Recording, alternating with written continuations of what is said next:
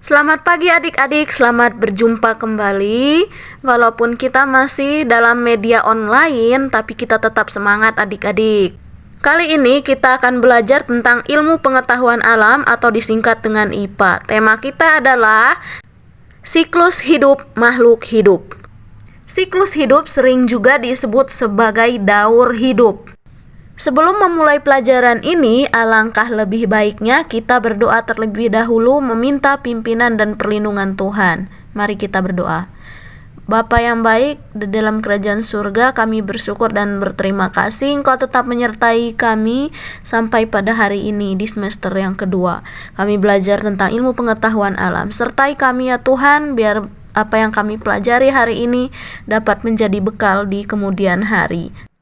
Tolong diri kami ya Tuhan, supaya kami bisa belajar dengan baik untuk menggapai cita-cita kami nanti. Dalam nama Yesus kami telah berdoa, amin. Adik-adik, seperti yang Miss sampaikan sebelumnya, bahwa pembelajaran kita hari ini tentang daur hidup makhluk hidup atau siklus hidup makhluk hidup. Adapun tema-tema yang akan kita bahas nanti adalah: yang pertama, kita berbicara tentang daur hidup hewan. Yang kedua, kita akan berbicara tentang daur hidup tumbuhan. Dan yang ketiga, kita berbicara tentang pelestarian hewan dan tumbuhan. Yang pertama, daur hidup hewan. Terlebih dahulu, kita harus mengetahui apa itu daur hidup. Daur hidup adalah tahap perubahan yang dialami makhluk hidup selama hidupnya. Namun adik-adik, daur hidup ini juga terbagi menjadi dua, yaitu yang pertama, daur hidup tanpa metamorfosis dan daur hidup dengan metamorfosis. Apakah yang membedakan keduanya? Untuk dapat memahaminya, kita harus mengerti dulu apa itu metamorfosis.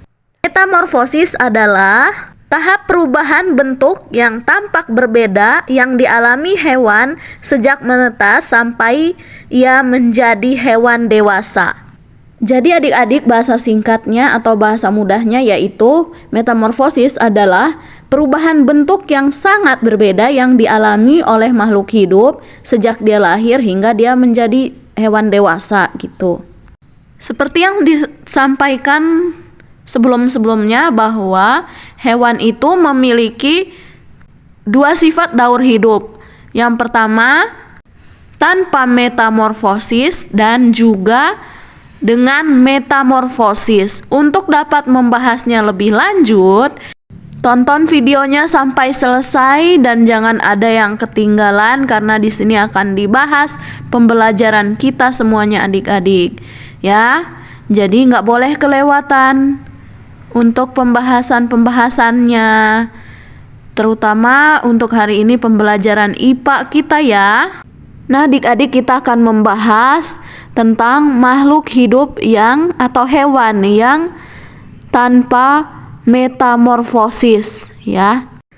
Ciri-ciri hewan yang tanpa metamorfosis tidak mengalami perubahan bentuk tubuh yang sangat berbeda adik-adik ya. Tidak mengalami perubahan bentuk tubuh yang sangat berbeda dari sejak dia menetas hingga dia menjadi hewan dewasa. Itu namanya adalah hewan tanpa metamorfosis. Nah, berikut adalah contoh hewan yang tanpa metamorfosis. Jadi bentuk tubuhnya sama dengan bentuk tubuh induknya adik-adik. Nah, Miss Audi akan membagikan suatu contoh yaitu siklus hidup ayam. Ingat, ayam tadi tanpa metamorfosis ya. Siklus hidup ayam sebagai berikut. Ayam diawali dari telur.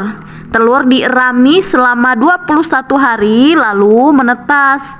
Dan dalam telur tersebut menetas bila telurnya menetas sempurna, jadi di dalamnya terdapat anak ayam. Anak ayam bertubuh kecil dengan bulu-bulu halus. Semakin lama anak ayam bertumbuh menjadi semakin besar.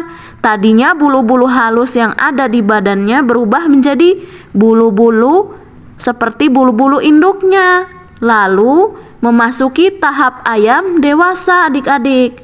Dan setelah ayam dewasa, ayam akan berkembang biak dan menghasilkan telur lagi, gitu adik-adik. Seperti siklus yang ditunjukkan di gambar di atas ya. Oke, kita sudah belajar tentang hewan yang tanpa metamorfosis dan contoh-contohnya. Juga sekarang kita belajar tentang hewan dengan tahap metamorfosis ya. Dan kita juga akan menjelaskan contoh-contohnya. Ini dia adik-adik. Perubahan hidup dengan metamorfosis adalah perkembangan biologi pada hewan yang melibatkan perubahan penampilan fisik dan struktur setelah kelahiran atau penetasan. Perubahan fisik tersebut terjadi akibat pertumbuhan sel dan diferensiasi sel yang secara radikal berbeda, adik-adik.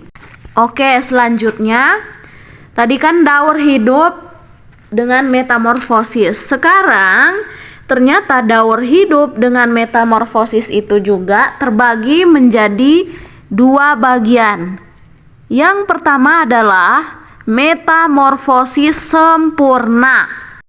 Dan yang kedua adalah metamorfosis tidak sempurna. Pada hewan, metamorfosis sempurna memiliki ciri-ciri saat menetas bentuk hewan jauh berbeda dari induknya. Lalu mengalami masa pupa atau kepompong. Lalu urutan metamorfosisnya meliputi telur, larva, pupa, dan hewan dewasa. Berikut adalah contoh hewan dengan metamorfosis sempurna, yaitu kupu-kupu, lalat, nyamuk. Di sini Miss akan mencontohkan satu hewan yang mengalami metamorfosis sempurna, yaitu kupu-kupu. Nah, daur hidup kupu-kupu dimulai dari telur.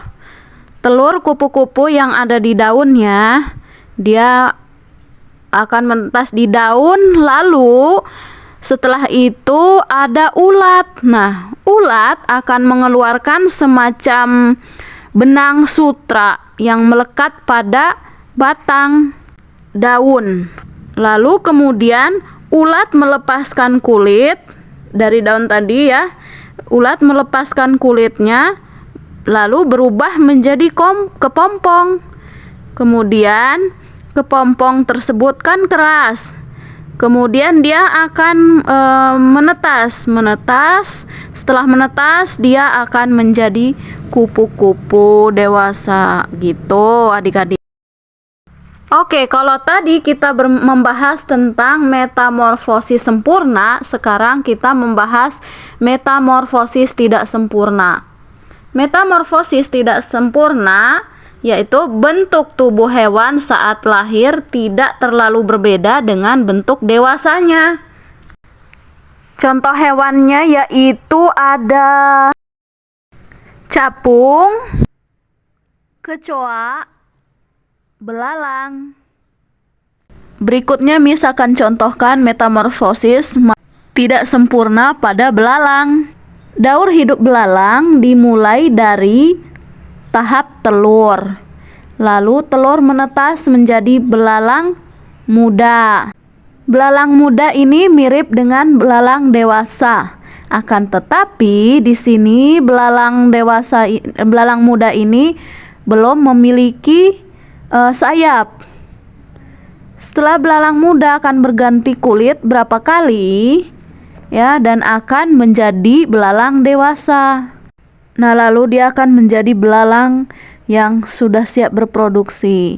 Tahap telur menuju nimfa 1, ini namanya nimfa 1, lalu nimfa 2, dan kemudian belalang dewasa. Nah adik-adik, sekian tadi, dan sekarang kita masuki materi berikutnya, yaitu tentang daur hidup tumbuh-tumbuhan. Sebagian besar tumbuhan mengalami daur hidupnya dari biji, misalnya kacang hijau, jagung, tomat, dan juga apel. Daur hidup tumbuhan berawal dari biji, Biji tumbuh dapat dengan baik jika pada tanah yang lembab. Lalu biji tadi akan menyerap air sehingga kulit biji pecah dan di dalam biji akan muncul akar dan tunas. Lalu biji dapat menjadi kecambah. Kecambah akan terus bertumbuh menjadi tumbuhan muda. Tumbuhan yang sudah memiliki daun dapat melakukan fotosintesis. Fotosintesis adalah proses pembuatan makanan pada tumbuhan. Lalu tumbuhan tersebut akan berkembang menjadi tumbuhan dewasa. Tumbuhan dewasa dapat menghasilkan bunga, daun, dan juga biji. Nah, adik-adik, demikianlah tadi siklus atau daur hidup pertumbuhan dari tumbuh-tumbuhan ya. Berikutnya kita akan memasuki materi lagi, yaitu tentang cara melestarikan hewan dan tumbuhan. Adik-adik, hewan dan tumbuhan perlu kita lestarikan agar tidak punah.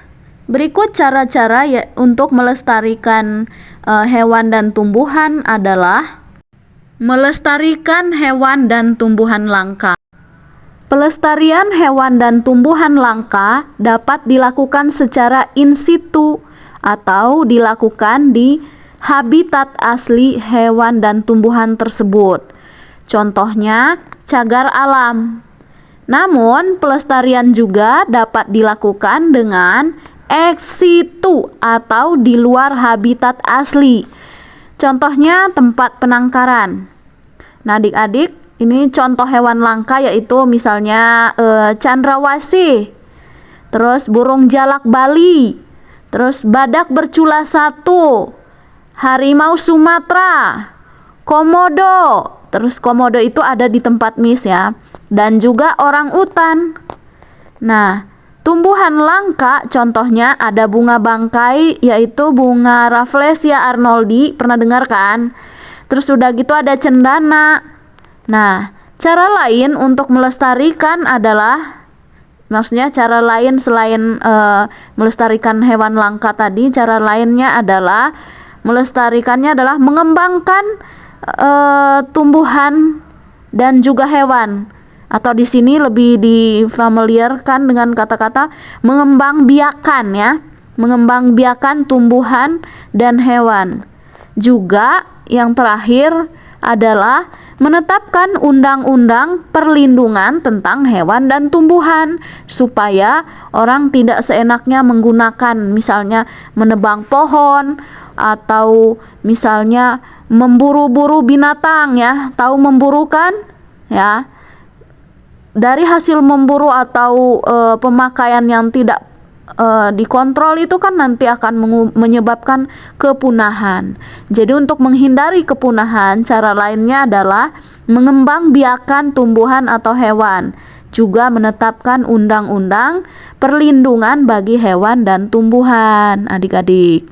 Nah, sekian dari pembahasan kita hari ini untuk pelajaran IPA. Tugas adalah tuliskan beberapa jenis hewan langka, terus habitatnya, dan cara melindungi hewan langka tersebut. Dan tugas kedua adalah amatilah tumbuhan dan hewan di sekitar tempat tinggalmu, lalu tuliskan proses daur hidup mereka.